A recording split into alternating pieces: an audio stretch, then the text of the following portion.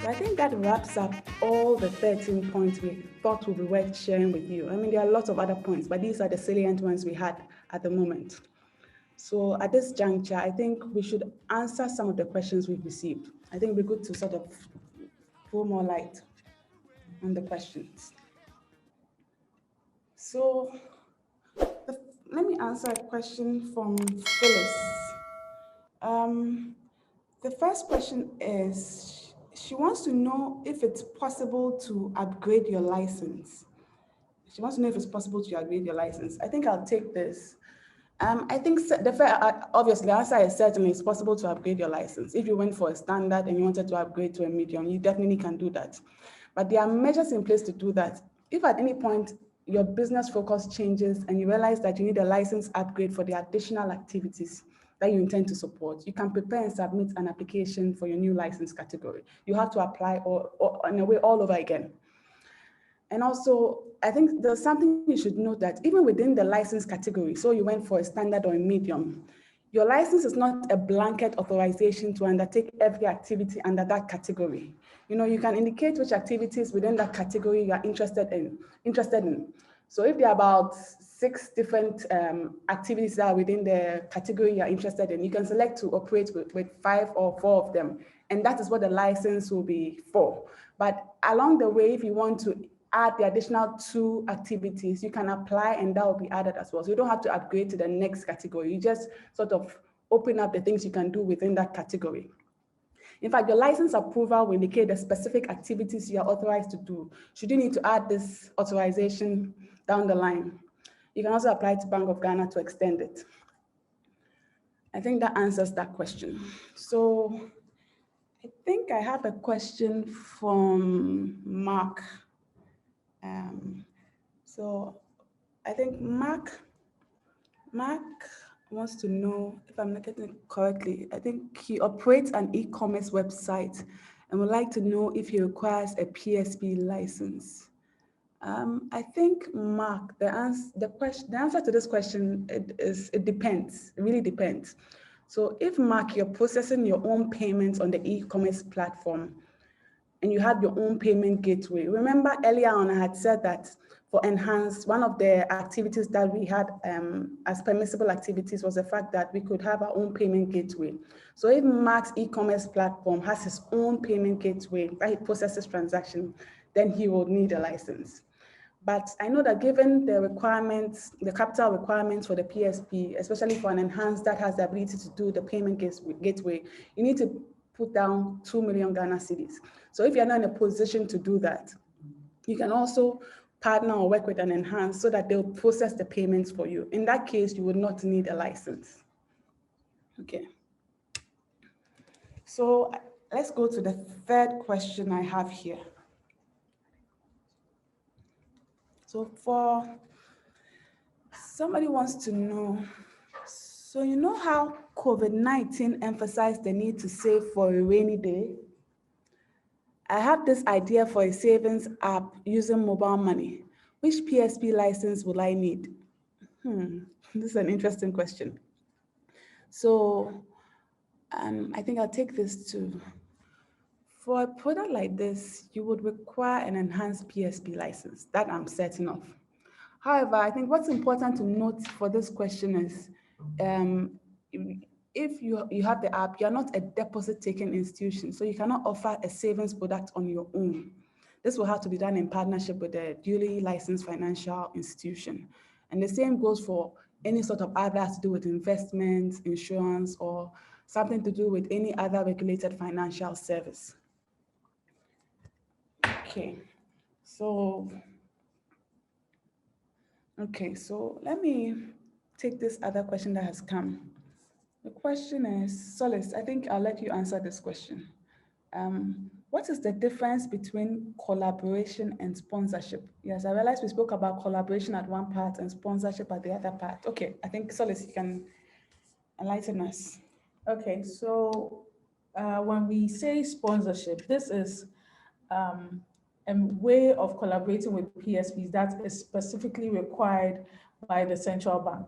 So in this case, for medium and standard PSPs, you would require sponsorship from an enhanced PSP in order to get approval and licensing for whatever product or service you run. When it comes to collaboration in the broad sense of the word, it could be anything. We could come together and form a consortium to launch a new product based on our various capabilities. So that is also on the table. Okay. Let me see if let me just check to see if there's any question here. 1 second, I just want to scroll through to be sure we've answered all the questions that came through.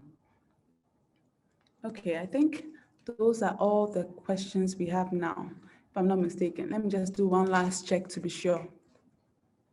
Let me just do one. Okay, looks like I have one question here. So I think we'll take this last question and then we can end this webinar. Okay. So the question I have here is, what was the biggest challenge during the entire licensing process? What was the biggest challenge during the entire licensing process? I think we'll have Linda respond to this. Okay, I think to answer to this question, our biggest challenge was, BOG informing us of restructuring our governance posture to meet their requirements, So Nsano usually had a very lean team, and we needed to take a critical look at this and adjust to meet those requirements. So basically, it's about we having to adjust and then meet the standards of Bank of Ghana. Okay. Yeah. So I think, thank you very much, Linda. Another question?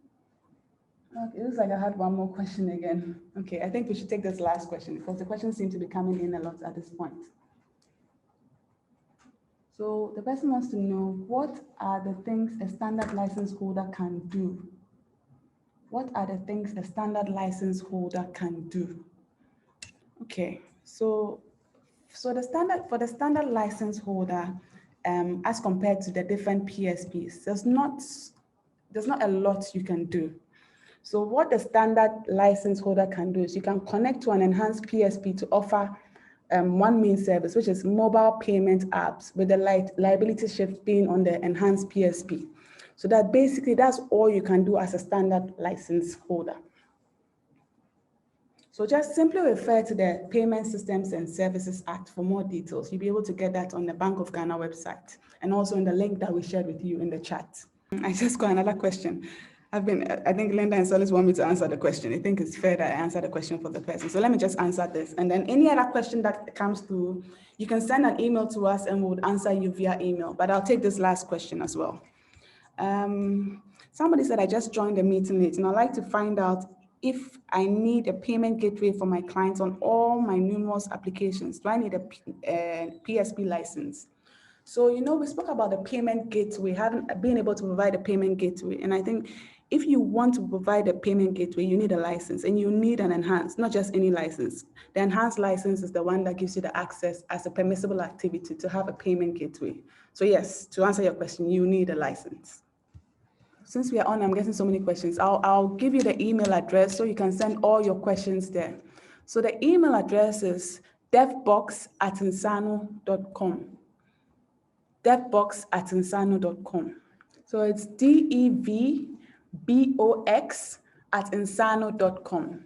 So devbox, that's D for dog, so Delta D, E for echo, V for voice, B for bingo, O for often, X for xylophone. devbox@nsano.com. Yeah, so if you have any questions, just send your questions there and we'll be happy to answer those questions for you. Okay. So before we conclude, Linda and Solis, do you have any concluding thoughts share any concluding thoughts before we leave? Because I've had a good time having this conversation with you. Yeah, from what we have experienced, I think applicants should approach this process as a learning activity, which I think would smoothen the process of adapting to the new requirements and the structural changes that come along with it. There would definitely be changes that would impact on your operations or your products. And if the approach is one of learning and collaborating with the central bank, or if you're going with an enhanced PSP, it makes it an easier journey to have. With that said, I would like to say that the central bank is very collaborative with us as stakeholders in the industry, and they tend to give us as much support as possible. So with all gratitude to them, I think we can always engage them when we have new ideas or things that we want to get clarity on. Okay, Linda, what about you? So for me, I think the team here at Nsano participated extensively and were very committed during the certification process. I must say kudos to everyone. Okay, so thanks to everyone who has joined this webinar. We appreciate your presence throughout the webinar. Thanks for the questions you sent in as well. So this is the first in a series of webinars we'll be organizing. I think the next one we have is on Tuesday, 17th November 2020. And it's going to focus on working with Nsano's DevBox team. Right now you have an idea that we have a product like DevBox, but there's just a lot to learn about sponsorship, the APIs, what you have to go through. So on that webinar, we'll go into details as to what to expect when you need Nsano as a sponsor and all the other details that DevBox has to offer. So if you are interested in receiving a notification on this webinar, kindly send your email, name, and phone number to the email that we shared or even in the chat box, and then we'll notify you when the time is due. Once again, thank you very much. We appreciate the time you spent with us. Enjoy the rest of the day, and thanks for joining us.